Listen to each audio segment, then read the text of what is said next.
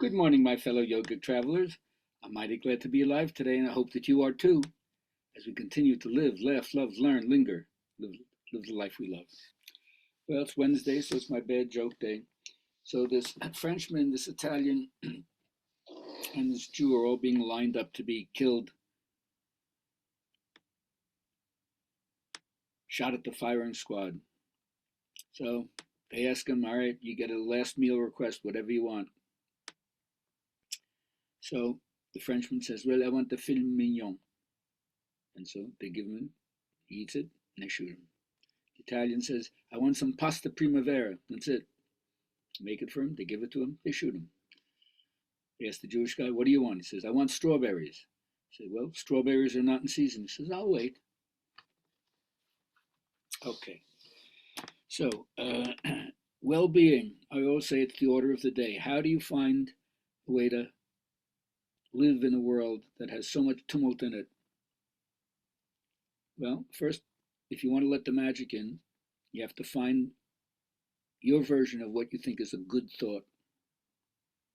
Because thoughts that feel good are the fairies of the universe, you could say. And that's what you want to let in. But you got to train your mind to do this. You got to let go of the distractions, and letting go is not something you do to yourself. Letting go is something that you do for yourself. And you'll find that when you can let go, you can more easily step into a contented mind. And obviously, having some moments of peace, even if it's temporary, really, really important to get yourself centered and get clear. Don't offer any excuses. Face the truth fearlessly. Don't rush. If you have a moment of free awareness from your practice or your meditation, don't be so quick to return to the emotional pressure. Soak it in. That way you can meet everything with a certain level of freedom and strength that you develop when you're not completely dealing with what's in your face and the challenge that it represents. Remember, the purpose of the body is to make that which is perceptible clear. The body is like a dome of residence, right? A vehicle for your intelligence. And of course, because there's so much artificiality in the way life is today, certainly in the cities, takes us further away from nature. It's an innate desire that we have to stay with our instinct of life. So get outside. If you're living in the city or the suburbs, find a park, find a lake, a river, sit in a tree, a garden, whatever, and see what that does to giving a certain kind of renewal. Um, but probably the most important thing, and the thing that I keep, you could say, pushing on people, is your yoga practice. And remember, for those of you who don't know me, it's a generic phrase for me for the search for human excellence, the search for truth, the search for the modern identity. Every yoga vies for its market share, with its own color and its own distortion according to its particular conception of things.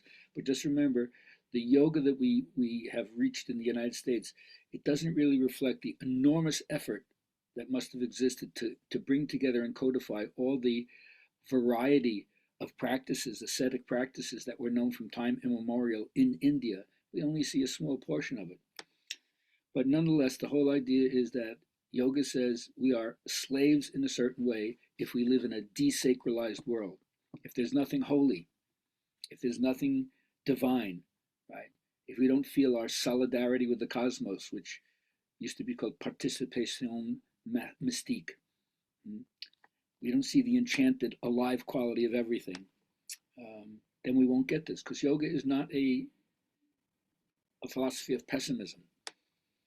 You never fall into despair if you practice yoga. It tells you that there's a certainty to end suffering. Buddha called it nirvana. Yoga calls it moksha, or liberation. Yes, their suffering is universal, but it's not the final end of a human being. It can be annulled. And so, if it seems to reject life or devalue it as it is because of its ephemeral nature, its painful nature, its illusory nature, that's only because you haven't discovered that which exists behind it, within it, through it, beyond it, transcending it. And that's not profane at all.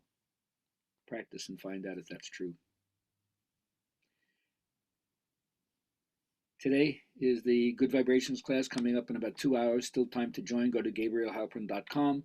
If you can't make the class, you still can sign up and get a recording sent to you. Let me know how I'm doing, and look forward to seeing you sometime soon.